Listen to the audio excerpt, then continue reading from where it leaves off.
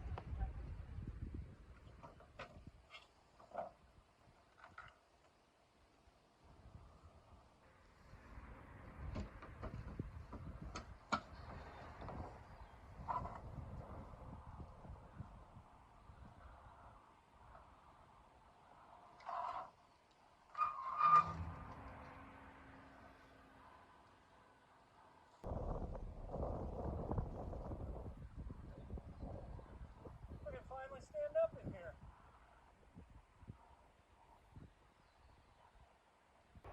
We're officially a little bit closer. Definitely made some wasps and a few carpenter bees mad.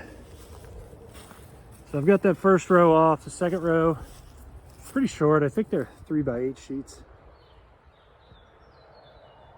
So there's a long one, short one in the middle, another long one at the end.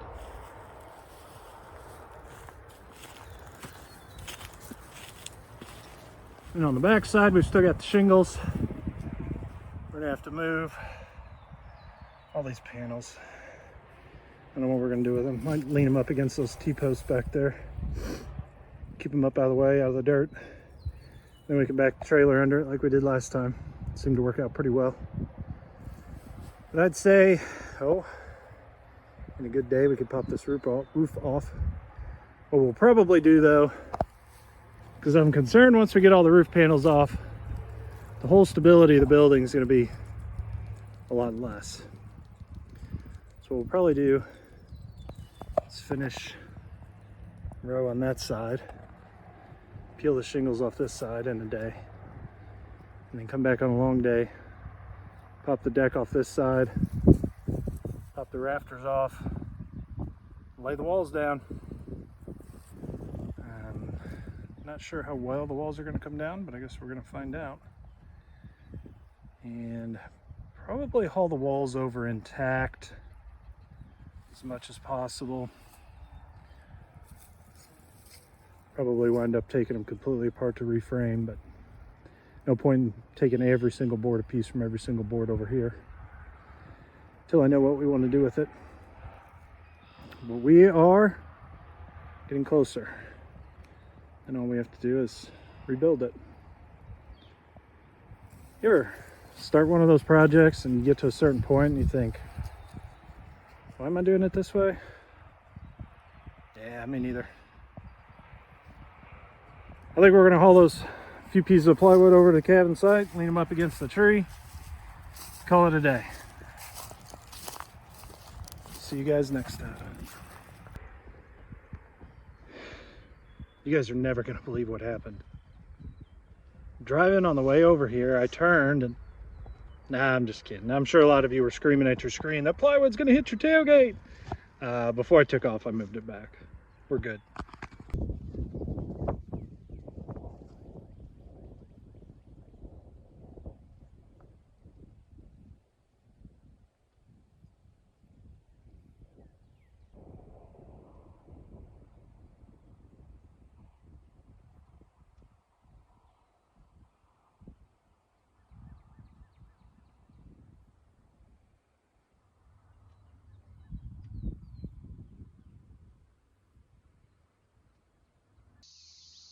pretty nice day out.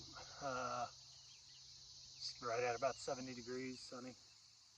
So it's a beautiful day, but even just walking around a little bit mowing got me a little sweaty. But I want to take a few minutes and I wanted to do two things before I head out today. Can't spend too much time out here, got a lot going on. But I want to take a few minutes to cool off, for one.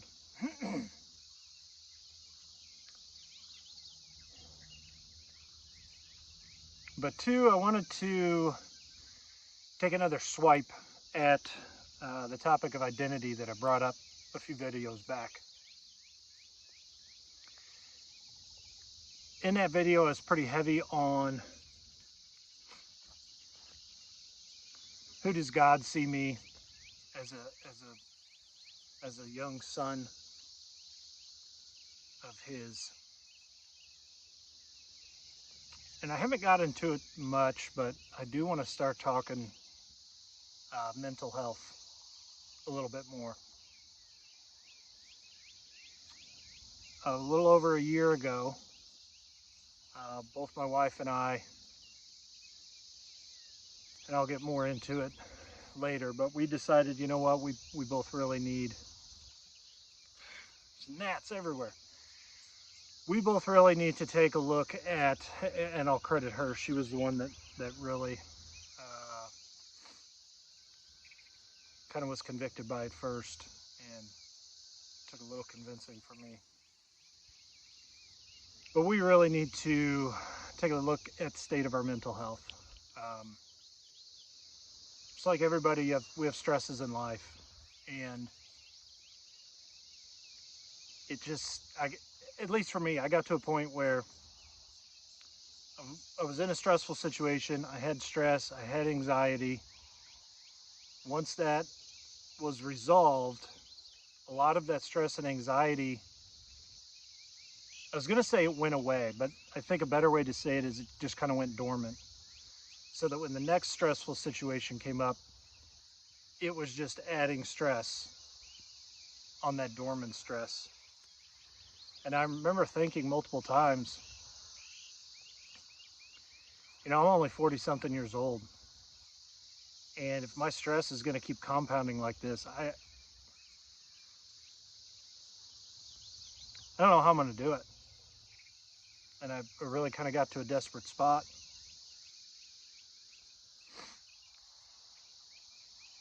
But again, I'll get into the details of, you know, what the last year has been and some things I've found that have really helped me, that I really want to share with you guys.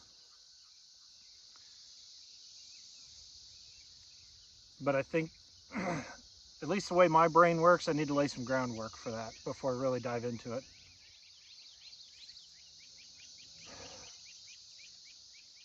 So taking another swipe at identity, but this time maybe a little bit more from a mental health stance. You know, I think, side note here, I think that, especially in our secular culture, but I think even within the church, that we separate our faith from our mental health and our physical health. We kind of compartmentalize all those things, and they're just way too connected to be compartmentalized. So when I started thinking about my identity and who I am, a couple things came to mind. I've kind of alluded to it before, but my approach to things in the past was just try and hit stuff head on and will my way through it. And, you know, I wouldn't have called it that at the time. Sorry guys, these bugs are crazy. I wouldn't have called it that at the time, but I was white knuckling it. I was just trying to use every ounce of strength and determination and discipline I had, especially when it came to my mental health. You know, the feeling down, at times, you know, the depression, or definitely the anxiety that I started having. It was you know, I just need to grip my teeth and get through it. And I had hired a business coach at one point and was working with him, and I kind of was going through a drought in the business that I was in, and I was pretty down on myself. And so I was kind of venting to this guy, and he let me vent for a little bit, and then he interrupted me and he said, hey, be nice to my friend Matt. He's a pretty good guy. Okay, you need to take it easy on him. And it kind of rocked me back on my heels. I just wasn't expecting him to say something like that. And it gave me a little bit of perspective, because if I were listening to someone speak the way I was speaking about a friend of mine, then I would have said, hey, whoa, he's a pretty good dude. All right, he's not perfect, but he's a pretty good dude. So let's quit railing on him. And then there was another, it was a video I was watching, and I think I'd heard this before, but this particular video is a short. I can't remember if it was on TikTok or where I saw it, but it was Theo Vaughn, who is an interesting cat. He's entertaining. He's a little edgier a lot of times than I care for, but he has an interesting story and has interesting perspectives. And he was talking with a guy one day, and they were talking about mental health, and I can't remember if it was Theo or his guest. And he said, if somebody else talked to me the way I talk to me, I'd have to punch that SOB in the mouth. And it was kind of those two things that really stood out to me. I don't know what the official phrase is, kind of just that negative self-talk. You get to where you make some mistakes, or you try something and it doesn't work out, or whatever. And at least for me, I really struggled with just getting down on myself.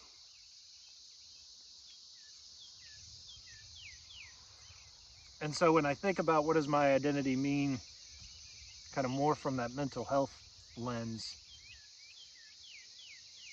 what helped me is I definitely, when I was kind of getting down on myself, but I have tried to make it a regular habit, if not daily, a few 3-4 times a week, just to try to take an objective stock of who I am, who the people around me think that I am, and for me at least, then kind of look at some objective criteria. The last couple days, have I been a crappy father? Not really. Probably made some mistakes, but overall I've been good. Have I been a crappy husband? Sometimes. For the most part, I know that I'm a good husband. Again, do I make mistakes? Heck yeah. Every day. So I just tried to make it a regular practice of kind of checking in on those negative thoughts. And one, whether they're true or not. Most of the time they're not. And even if they are true, are they realistic? Am I setting way too high of an expectation out of myself? Do I need to give myself a little more leeway? And a lot of times, yeah, that was the truth for me. I just had way too high of expectations for myself. On many levels, relationally, professionally. A lot of expectations I had when I was, young, coming out of college, getting married, kind of the family that not the family I envisioned having, but kind of our interactions and what we would spend our time doing. And most of them were really, really good. Some of them, looking back, were a little toxic, but most of them were really good.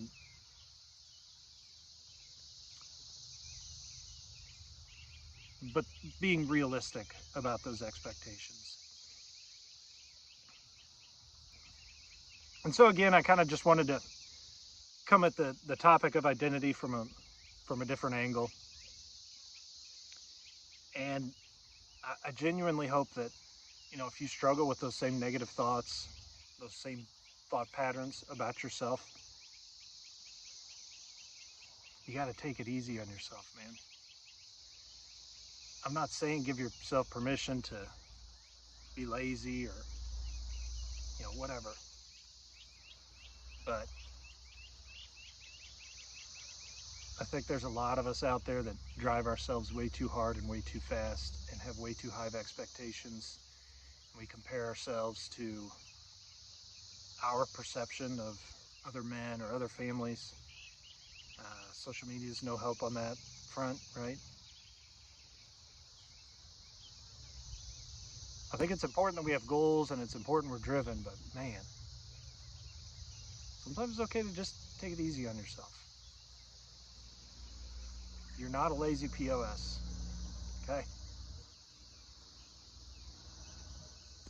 You're not a burden to those around you, okay? Those people in your life are in your life because they love you.